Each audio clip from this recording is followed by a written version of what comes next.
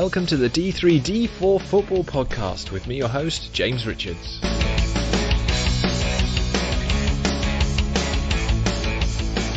Good morning, everyone. Welcome back to another D3D4 Football Podcast. It is the 1st of March. March is finally here. It is, yes. It is Sunday, the 1st of March today. Chris will be aware at some point that February is usually a bit shorter than the rest of the months in the calendar year. But there were a few games off. We can cover all of those that took place, even if some of them were on pitches that looked akin to ploughed fields. But yeah, it's the time of year. I mean, the rain we've had, before we get into the football, has anyone actually seen such torrents on a consistent basis as we've had this winter? I can't remember one as wet as this. 2013 will have been the last, I think. I'm going into my geography brain here, but I think there was more rainfall that February. Unbelievable what we've seen. I mean, literally my garden is now underwater from back to front, and some people, of course, much worse situations than that. Towns underwater, houses, businesses flooded. So if you've been affected at all by the floods, we send our best wishes to you and hope everything rights itself as soon as possible. We'll jump into the football and start, as we always do, in League One.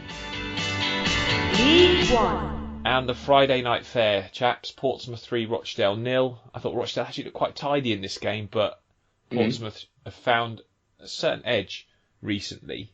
And I've been quite impressed with how they've gone about it. But a 3-0 comfortable win. Ed, I don't know if you'd say they needed that, but it's just another convincing performance at home from the Portsmouth team. It's just continuing what they've been doing all season, really, isn't it? Keeping that unbeaten run. I think that deserves a lot of praise if they do go all the way with it. I think there's 6 games left at home in the league season, and if they do, end up with an unbeaten home record, that's definitely worth shouting about. But I want to give a mention to Steve Seddon, who not only scored a brilliant goal, but I know quite a lot of Birmingham fans, and he's obviously on loan from Birmingham, and they think he should be at Birmingham because they're not too pleased with their left back at the moment, Christian Pedersen, and Steve Seddon could be fitting into that Birmingham side. So for Portsmouth to have a player like him, he's making a really telling impact, and you can see it so far. Yeah, he's been excellent. He was good for Stevenage as well, went on loan there, good at Wimbledon. I think he's a player that's progressed every club he's been to. This is just a naturally, a big club like Portsmouth at the top end of League One is the next step for him, natural in his progression. And I think he's done, like you say, a superb job, great goal. But he offers quite a lot, I think, more than some players on the flank and the left flank, and he's that's a very good signing for Portsmouth. And like I say, Birmingham fans feeling a little bit hard done by that he's not there. That's good. It's a good sign for his future. Maybe Absolutely. Maybe he'll get given an opportunity. But Rochdale, I don't know. I think this season they fallen into that position where they're a bit. You could say they're quite safe at the moment, though. Tranmere do have that game in hand, but it could get a bit ropey for them, Chris. And Rochdale fans will know that as well as they've played in some matches, getting those points on the board will be far more important as it stands in the table. It's getting a little bit close to comfort now, isn't it? I mean, that's, as you say, Tranmere have a game in hand. I'd take them to 29 points, just 4 points behind Rochdale. I wouldn't be comfortable if I was a Rochdale fan right now. Rochdale play Tranmere on the 17th. Yeah. That'll be interesting. Scotland, so that could be a really important one. Yes, I agree, absolutely. I don't know if Tranmere struck me as being a team that step up to those big games, like when they lost to Bolton recently, and I thought this was a must-win game for them, for their survival hopes. They've done all right since then in terms of they have picked up that win against Shrewsbury. That was dramatic, last minute. I think if they are going to survive, Corey Blackett-Taylor's going to be the one that does it. Because I remember he got a winner against Coventry at St Andrews. He obviously got that winning goal against Shrewsbury midweek. He seems to be the guy that they can rely on to get that goal if they really, really can get it. Yeah, no, exactly. They've got a lot of games in short space of time. Obviously, I think they're playing Accrington. Is it next weekend? And they've got Blackpool away. So they've got a couple of tough away trips before that home game against Lincoln, if that goes ahead, depending on the state of their pitch. And then obviously Rochdale and Wimbledon away. So those 2 games at sort of the latter end of March will be vital. But Mickey Mellon getting a win against Shrewsbury is quite telling. His old team, who he of course got promoted to League One a few seasons back now, but I think there's question marks over whether he can manage at this level, and not unreasonably. He didn't do a particularly good job at Shrewsbury in League One, so he'll need to prove in this quite tense run-in that he can turn this ship around and get to safety. And Rochdale are the side at the moment just looking over their shoulder a little bit after another disappointing defensive display, I think it's fair to say. Rotherham, top of the table, they drew 1-1 with MK Dons. Reece Healey, boys, dear oh dear, this guy is just on fire. What is it now, Ed? Is it 7 in 7? I think it's 6 in 7. It's I ridiculous. think I remember hearing. Yeah. Wow. He's doing a great job. And getting a much needed point at Rotherham. Now, Ian Bradley, our Rotherham correspondent, he was not pleased with a certain Freddie Ladapo after this. I haven't actually seen this, miss. This is the only game I didn't manage to catch the highlights of. So over to you, Chris, to describe Ladapo's miss. I mean, if I'm thinking of the right one, the ball came across to him in the penalty area, and it wasn't quite a complete open goal, but I think he had sort of 3/4 of the net to aim at, and he's just somehow dragged it wide, and I think I would have done well to miss that. But we're in agreement, I'm afraid, Ian, that it's not as bad as Chris Porter's. It's not as bad as Chris Porter's. I'm still enjoying that one. That's quite funny. That is quite funny, but a much improved performance from MK Dons. A point on the road. They've been desperate to get a win away from home. Not obviously going to be too disappointed they didn't do it at Rotherham, but again, an improved level of performance and progression, really. Signs of progression under Russell Martin, so they'll be pleased with that. Progression under Paul Lambert. Guys, he's obviously signed this long-term deal. Is he justifying it at the minute, Ed? I'm looking at this, No.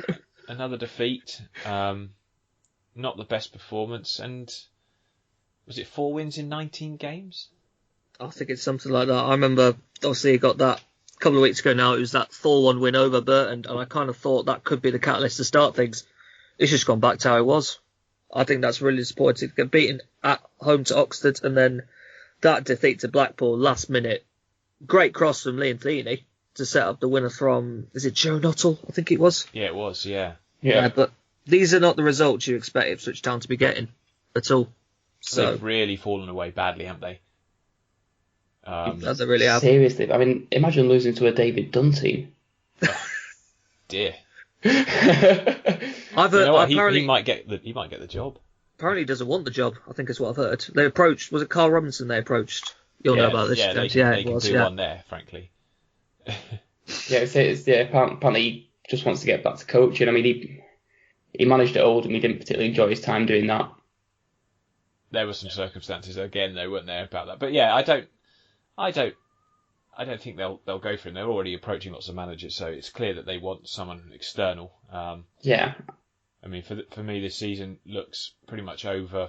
I don't know if it's over yet for Ipswich. It's not quite. They've still got that opportunity, but if they don't improve, I mean, obviously James Norwood, Caden Jackson not playing is a massive loss for any side, especially when they're Still, though, they should still be doing better with that team. Yeah, I agree. I think they should be, but I don't see Paul Lambert going anywhere. If he's just signed a long-term deal, I would be very surprised to see. It was always a strange time to give him that deal. It was. Yeah, of course it was. Yeah, I mean, why'd you give a manager a deal when you're on a bad run, not doing well, and slipping out of what you'd have thought was the minimum expectation? I mean, the absolute bare minimum was the playoffs, but really, they shouldn't have been struggling to get in that top two. No, I mean, I do think their squad's better than they currently are in their position. Yeah. I know there's question marks over the depth they've got, but yeah, I do think they should be doing better. And I'd be interested to hear from any of our Ipswich Town listeners about their feelings regarding this, because it does, again, to us from the outside, it seems a strange set of circumstances. Bolton drew 0-0 with Accrington. Again, Bolton showing plenty of intent, but when I spoke to Keith Hill last weekend, cutting edge is something they lack. He's coming under a bit of criticism now as well. He is, and you can understand it, but I think I still feel, given what they've had to deal with, it's a little bit unfair. And I don't know if there's a manager I'd rather have deal with going into League Two and trying to build again? I think I think you've got to just write off this season, in my opinion. I know that's easy for me to say, but the amount that went on off the field, be glad you've got a team and focus on next season rebuilding and getting yourself back to where you should be. Yeah, no, I agree with that. I think you can argue it's more performance over results perhaps now for them. Can they put in good displays? Because they've got, they haven't been terrible. There's been worse sides in this division than Bolton. I think they've just obviously, like you said, had a difficult situation, which has always really left them in the state where they probably thought it's probably too much for Nas to get out of this. Yeah. It's difficult, mentally difficult for people to lift themselves, I think, from minus 12 points. Although you could say they've played with no pressure at all on them. But Sam Ricketts did himself a huge favour by getting this win at Bristol Rovers. Ben Gardner's reign, not been good at all. I don't know what to make of it, really. I mean, he was a young manager, obviously highly thought of as a coach. We've seen these kind of moves before.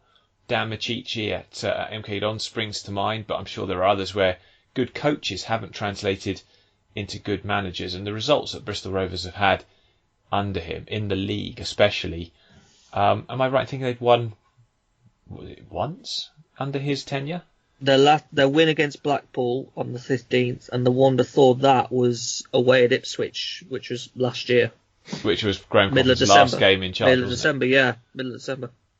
Wow. I mean, that's a terrible run. Can we also talk about the colour clash in this game? Oh, I was going to say that. Oh, yeah. I thought I'd noticed that. Awful. Like purple and white against blue and white. I mean, it's awful to try and watch that match. I mean, poor fans in the stadium having to watch 90 minutes of it. I mean, it was bad enough just the highlights on Quest last night, but I mean, ridiculous. I don't know. I mean, fair play to the players for not making it as an excuse, because I've some famous cases of teams doing that. Manchester United. Yeah, nice grey to camouflage into green. Yeah, exactly. That obvious camouflage. That obvious camouflage. Yeah, because all the crowd were wearing concrete jumpers, weren't they? Although I did enjoy a couple of years ago at Oldham, the blue advertising hoarding camouflaging one of our players from Jack Burton. Do you remember I can't remember what it was. Do you remember that video of a guy who was passing to a steward? Yes. Was it Forest Green, I think? Yeah, when he thought a steward was his left back and he passed it out and the steward just completely walked away from it. That's camouflage. That's clever. That is. I mean, that steward was blatantly put there by the opposition as well. Did he strategically run to certain positions during the match? He was just positioned kind of like on the touchline, just slightly off it. And the guy, thinking quickly, thought it was his left back, so he just played it out there. And then the steward walks further upfield, and it just goes out of play for a throw-in. Can you imagine if that steward was just calling for the ball? Yes. Oh, sorry. But yeah, not been good for Bristol Rovers. Shrewsbury. Well, I don't know about the football, but again, 2 wins in the last 3 games is a much better look to it. Both 1-0s. They needed that clean sheet because their defence, which was very solid, had not been so much recently. But it pulls them away from any, I think, concerns of relegation, which were pretty minimal anyway. But Sam Ricketts still, I think, has a lot of convincing to do. Burton and Peterborough, 1 or 2 of the best counter-attacking teams in this division, Ed. And do you think it was a fair result? How do you see this one? Do you know, I'm kind of all right with this looking at it. I've got a big admiration for Peterborough. I know they were without Ivan Toney, but they do have a lot of quality in attacking areas as well. The state of the goal conceded to Mo Isa is bad, and it's typical of the goals we've conceded so far. But then we get the point, and Scott Fraser, if he had a right foot, probably could have won it at the end. So I'm not too bad with it. I think it probably have to accept that this season's going to end similar to last season with a mid-table finish. There's a very slim chance of sneaking into that top 6, but I don't think we've really hit the results so far this season to merit it. But no, it's a point I'll take, definitely. Yeah, definitely. Talk about sneaking in to the top 6. Oxford beat Southend by 2-1, and oh my word, it was hard work. Credit to Southend, they played with a lot of young players. They're clearly thinking ahead to, I think, next season now.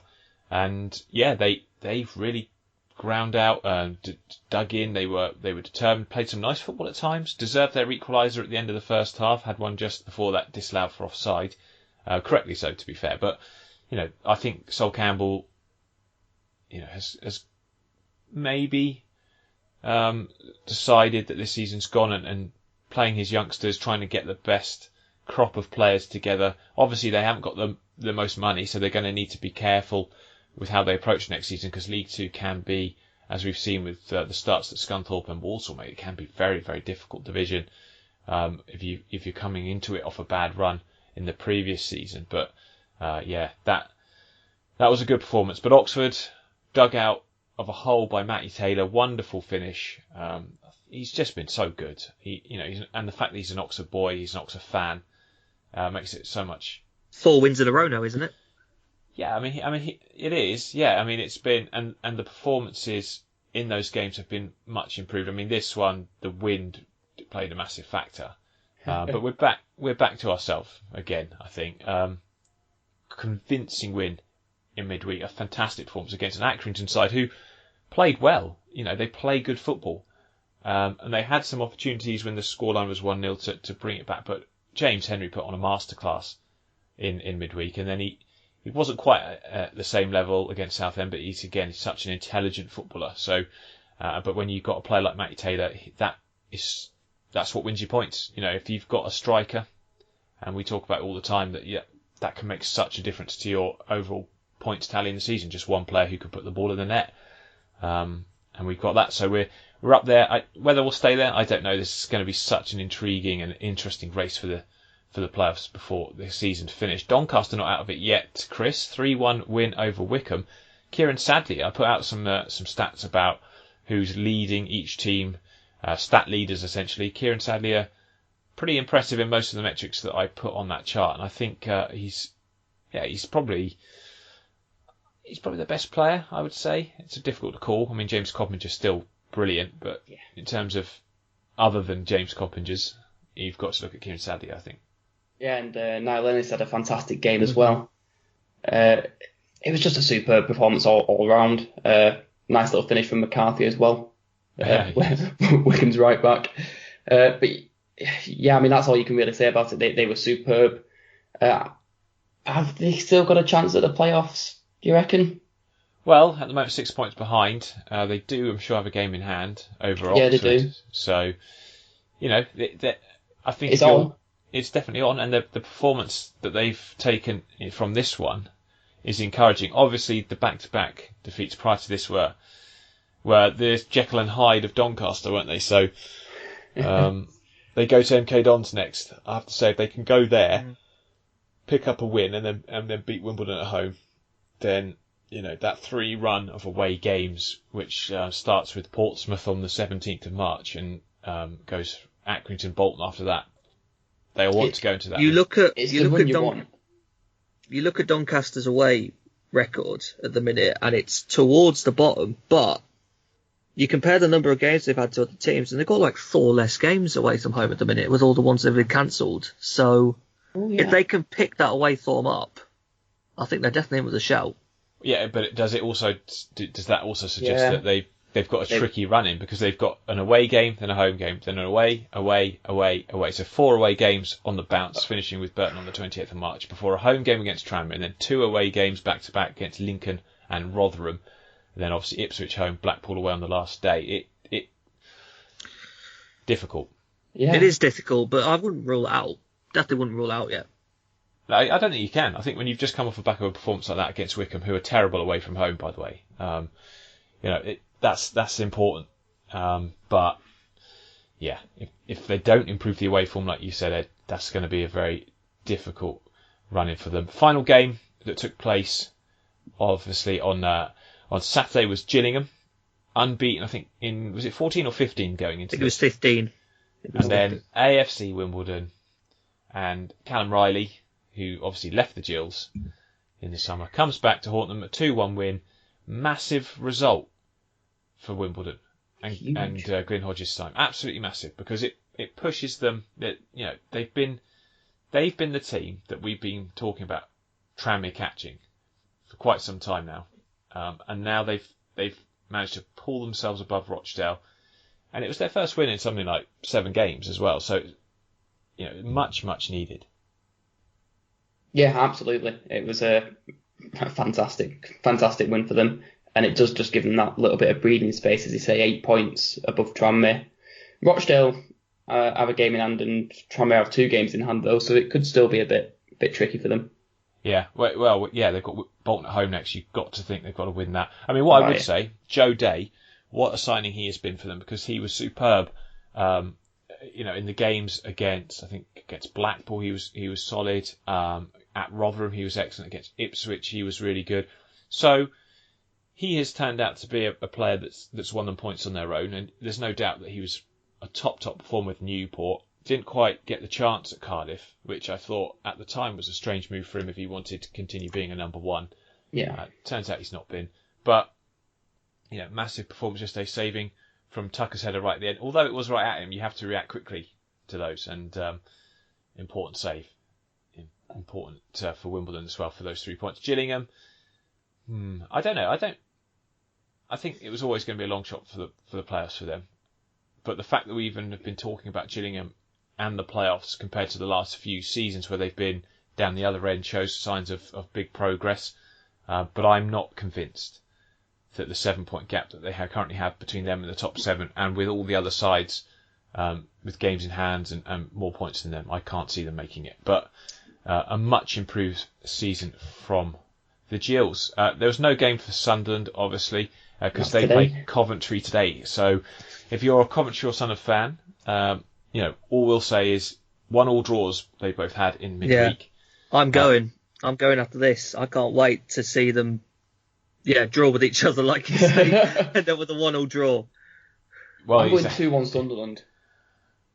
Well, I don't know. I think I'll be looking at it, and a win puts Sunderland second, but a Coventry win puts them top. Wow. So it's going to be a draw. Lots of play for. Yeah, draw. Tasty. Yeah, it's going to be positive attitude as always with it. Let's do that. Yeah, going to be a great game, hopefully. But Sunderland, Max Power, late goal to rescue a point against Fleetwood. Coventry and Rotherham, that game we all were looking forward to, finished 1-1. So I wasn't surprised at all it finished in a draw, because best home record, one of the best home records versus one of the best away records. So that was always going to be the case. So let's look at the table as it stands quickly. Like you say, big swings could take place based on the Coventry Sunderland result today. But Rotherham top, Coventry second, Portsmouth, Wickham, Sunderland and Oxford make up the playoff places. Peterborough just a point behind Oxford. Fleetwood 2 points behind. They do have 2 games in hand though, Fleetwood. So they're the one to just keep a little eye on. Like we say, Tranmere, Southend and Bolton in the bottom 3. Tranmere, they are fairly adrift, but with that game in hand, they could move within just 4 points of Rochdale. Right, let's jump down in to League 2. League 2. And in League 2, there's really only one place to start this week, and that is at Boundary Park. Chris, we've known about problems off the field for quite some time. They've been brewing for a while. Before we get to what happened on the pitch, let's just talk about this, because your current owner basically owes the taxman December's tax, I think it is. December's tax bill of £70,000. Then he owes rent on the ground and rent and a debenture totaling £600,000. So it's all been called in at the same time essentially. Yeah, so woke up on Friday to the news that HMRC have issued a winding up petition over this unpaid tax bill, which we've had before. A lot of clubs have had before. That in itself it's always concerning, but they come and go. And then you see later in the day... HMRC, aren't they? They're getting to the point now where they literally will issue it immediately. If it's even a day late. It seems to be the way that they are now operating, because Oxford had a couple of these HMRC things last season. I think Southend have had them this year. Maybe they're very hard on football clubs. They are. But again, it's always frustrating when you've had comments from the financial director a month and a half ago saying we'll never be in the Gazette again. And then suddenly there's another winding up petition. Yeah. Then the news comes out later in the day that the staff haven't been paid their wages for February, and there's no date set for when they will get that paid. probably in the next week, but we don't know. And then suddenly this sale goes on in the club shop, 70% off. And you're sort of going, we really don't have much money here, do we? You're going to have to sell a lot of slippers. Yes, and then it gets to 5 o'clock and the news comes out that court papers have been issued by Brass Bank, the stadium's landlord, which Blitz, the owner of Brass Bank, said he would have to do eventually if Abdullah still didn't pay his owed debt, and he has done. Abdullah basically said at the same meeting a month and a half ago, tell Blitz to try and put us into administration, and surprisingly, he has done. Well, so essentially all this money needs to be found before when? Friday, is it? Yeah, so the court date's set for Friday, to which essentially two things need to be proven: that this debt is legitimate, and that the club don't have the means to pay it.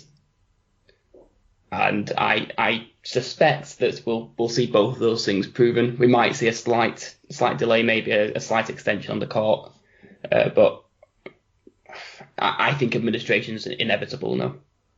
Which would mean, with your result yesterday, giving you much needed 3 points and a superb performance, it would put you 7 points above Stevenage, who'd have a game in hand. Yes. If you had 10 points deducted. Yes, that's correct. Oh dear, the state of football.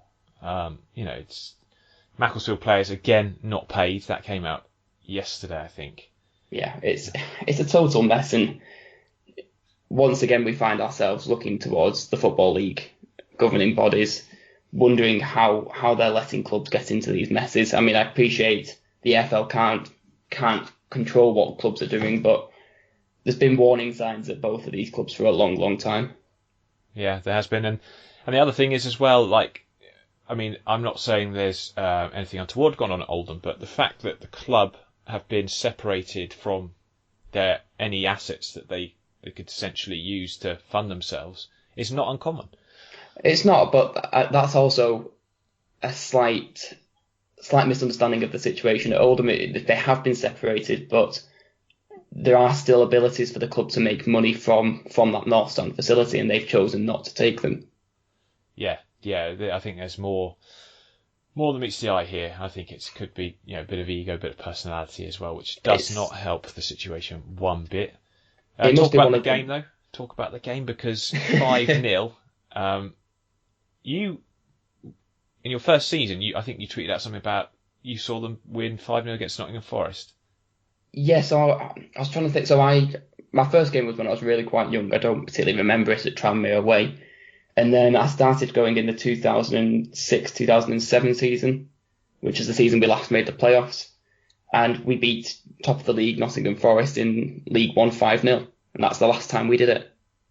And I thought Oldham were the best team in the world. Yeah, you were deceived, man. Yeah, I was scammed. We've all been there. Yeah, yesterday we hit the post early on, and then sort of the first 20 minutes go by, and I wasn't thinking, there's not much in this game. It's not a classic, and then suddenly we've got 2 goals in quick succession. Second half, we come out, and suddenly we've got 5. Danny Rowe, good to see him scoring. Good to see Zach Dearnley. Zach Dearnley is some player. They're forming a really good front two, I think, those two.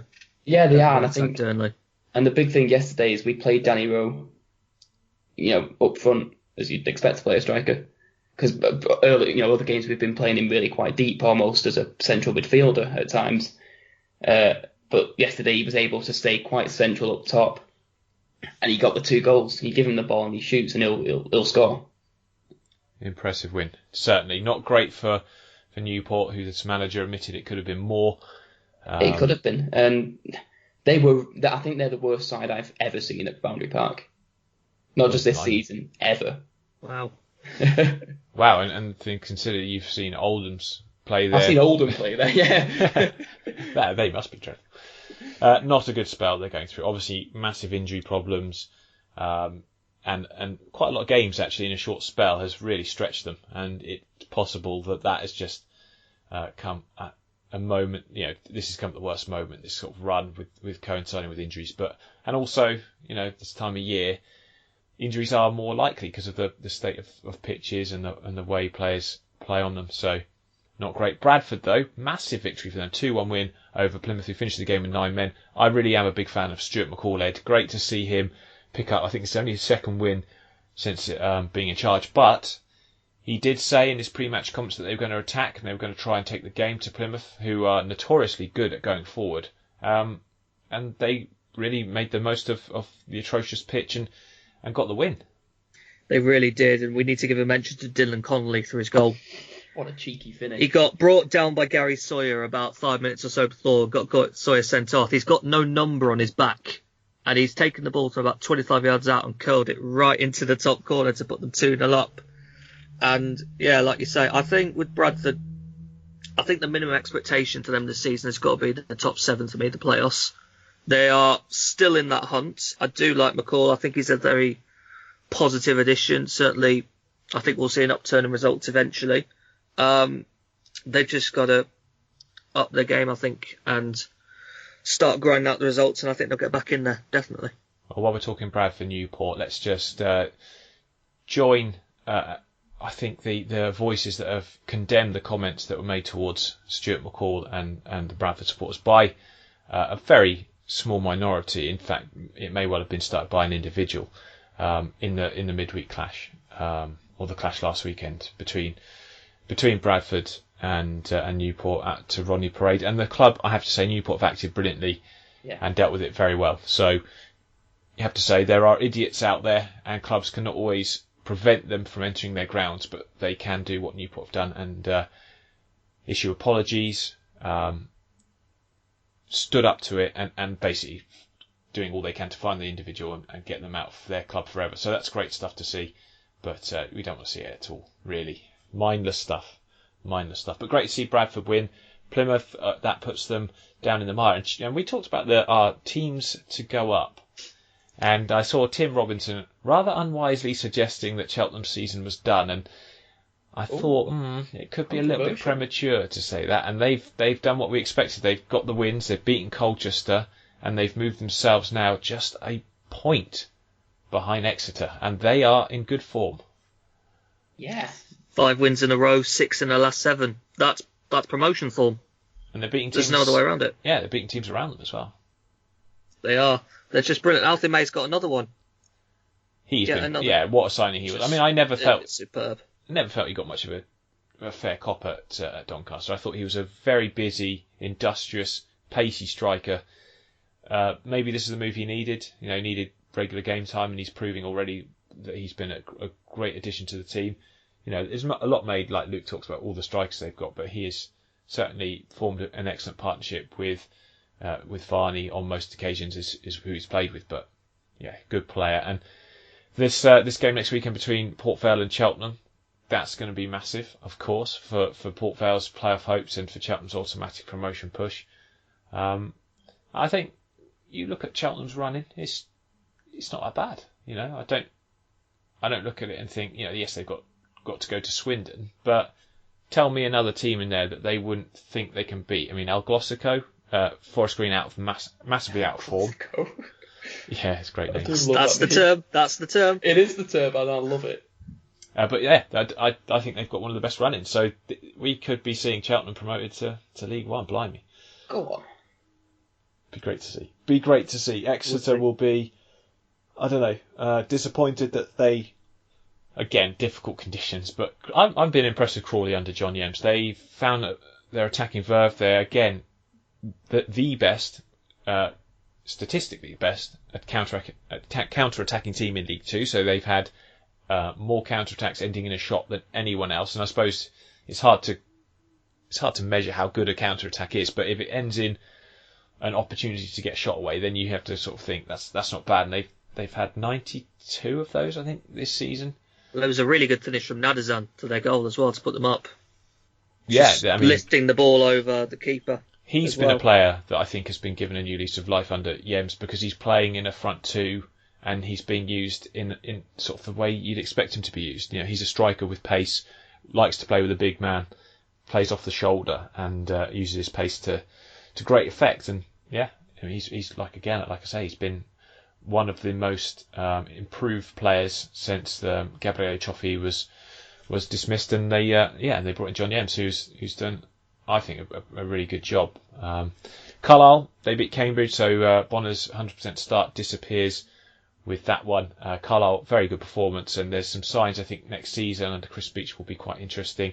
I hope they keep sort of some of those exciting attacking players like McCurdy, Thomas. I think where they need to improve is perhaps finding a little bit more flair from deeper positions.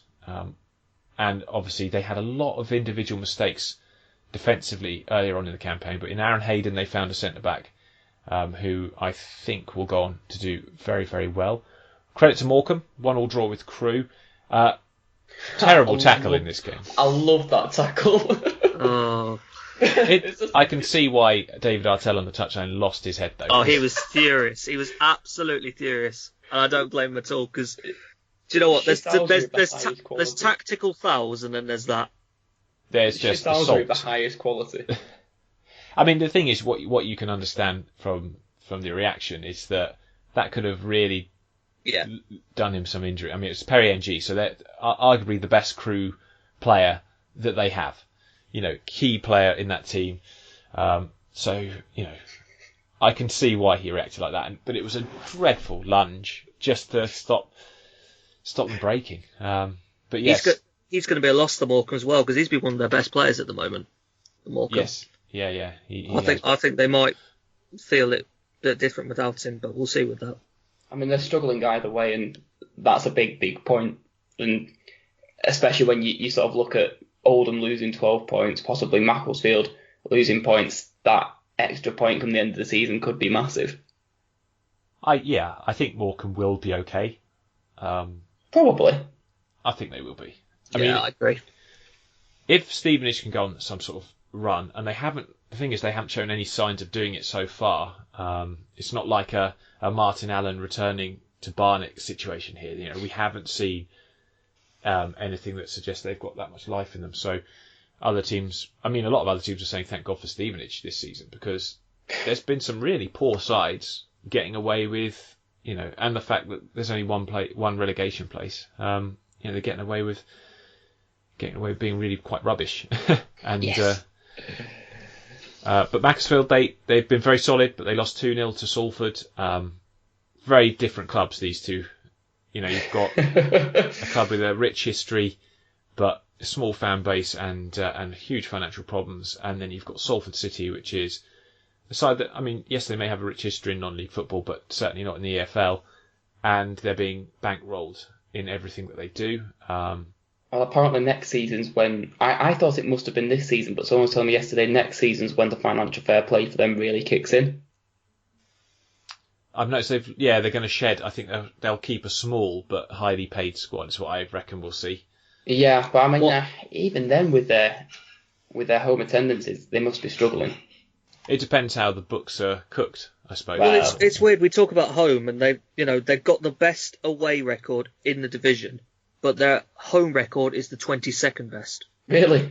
That is mid-table as you get. That's unbelievable. So away from home, they're the team to watch, and then at home, wow, they've almost got as many points as Mansfield. Yeah, at home, which is just crazy, isn't it? Yeah, that's unbelievable. Crazy. Certainly no fortress at the peninsula then for them. But next season they will be. They were obviously by a lot of bookies put as the favourite to go straight up. I thought that was fanciful personally, but next season you can see it because they'll no doubt be some lavish signings probably in the summer. I think as well, you give them a pre-season together, that squad, when they fully gel and fully know each other, then they're definitely going to be one to watch, I think. The signing of Wilson says everything. He was right on the cusp of the first team at Manchester United a couple of seasons ago. Yeah, no, and also they've picked up Elliott. They've got Conroy in there, who's a good, experienced campaigner. They've got Ash Hunter, Richie Towell as well, still running well that midfield.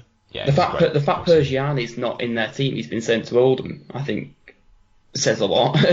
Yeah, because I think he's a great defender. He's superb. He is. He's an excellent defender. But they had to. Liam Hogan was let go as well, so they've let go of some of the players that were there and brought them into this division. And they've got people like Baldwin, who was at Sunderland. It's unbelievable. And let's talk about the assist from Storm Haughey on was it Hunter's goal? Oh, Ash Hunter's goal, yeah. Yeah, that was interesting. Go on, talk us through it, Chris. I think it was definitely a cross. Yeah, it was. From quite deep, he sort of tries to curl it towards the back post, and the wind just takes it right over the keeper. Classic goal from classic lower league goal. I mean, you probably say he meant it. Just checking the barometer before I cross that. He got a little flag out, I saw, just to check the wind direction. It's a bit hard on him, Jonathan Mitchell, though. I've quite liked him at Macclesfield. I think he's been quite good. He's stepped up well for Owen Evans, definitely. I've been on the receiving end of those sorts of shots, and they're not fun. No, and I mean he was at Oxford start last season. Didn't enjoy his time there very much, but I don't think he was particularly bad. I just think we were poor and didn't help him out. But Northampton got arguably the biggest result in the division this weekend. I mean, probably Cheltenham's is bigger, but for their playoff hopes, a 3-0 win after some inconsistent performances. Great to see for them. Grimsby, we're looking at next season for them already. We know that, but they will be disappointed, I think, with the goals that they conceded in this one. However, guys, Northampton, Port Vale, Colchester, Bradford, they're all fighting now for these places. I mean, are we saying it's 2 of those 4 for the playoffs? I think we have to. If we're saying there's 5 in the promotion race, you've got Plymouth, Cheltenham, Exeter, Crewe and Swindon. Then the next 4 down from 6th to 9th, I think we're probably looking at them to make that final 2, and that's just exciting as the promotion race. So literally nothing set in stone yet in League 2, which is great. It is great. If Bradford could get in there to save my predictions, that'd be nice. We'll see. Port Vale drew 2-2 with Scunthorpe. They'll be disappointed that they didn't get the extra couple of points to give them that cushion over Colchester, but no team should be written off just yet. And as the table stands, Swindon, Crewe and Exeter are in the top 3. Cheltenham, Plymouth, Northampton and Port Vale in the playoffs, with, like we say, Colchester and Bradford, the 2 teams to look out for on the outside of it, because there's only 2 points between Bradford and 7th place Port Vale. Stevenage, bottom, 10 points adrift of Morecambe. They do have a game in hand. And then Mansfield, strange to see them at 22nd this season. Yeah. Terrible campaign. And then obviously Macclesfield, Carlisle and Leyton Orient. Well, that sums up a storm-hit weekend. Hope you've enjoyed this podcast. Chris, thanks for joining again. Yeah, pleasure as always. And Ed, brilliant to have you back with us, despite your team not quite having enough to beat Peterborough. No problem. Thanks for having me. And I hope you've enjoyed this podcast. As I say, we'll be back for the ever exciting run-in. But if you could give this a retweet and a share, and if you enjoy what we do, consider joining our Patron campaign for as little as 80p a month. It would be greatly appreciated. But until next weekend, guys, take care.